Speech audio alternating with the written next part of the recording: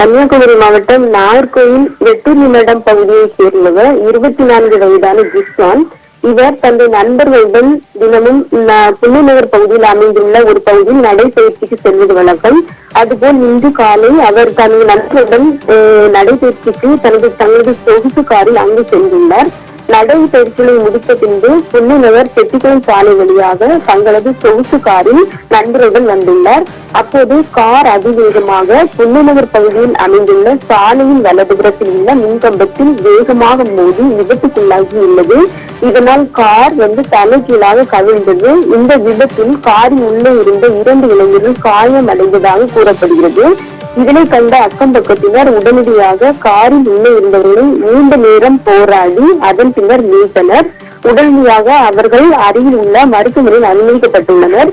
சாலையில் காலை நேரம் என்பதால் அதிக அளவில் பொதுமக்கள் நடமாட்டம் இல்லாததால் பெரும் உயிர் சேதமானது தவிர்க்கப்பட்டுள்ளது. சாலையின் ஓரத்தில் அமைந்துள்ள ஒரு மருத்துவமனையில் இந்த விபத்து தொடர்பான காட்சிகள் பதிவான நிலையில் தற்போது இது குறித்த காட்சிகள் வெளியாகியுள்ளது. தொடர்ந்து இந்த விபத்துக்கான காரணம் குறித்து போலீசார் விசாரணை மேற்கொண்டு வருகின்றனர். இந்த சம்பவம் குறித்து அப்பகுதியில் பெரும் பரபரப்பை ஏற்படுத்தியுள்ளது. நிகிதா, விவரங்களுக்கு நன்றி விமலா.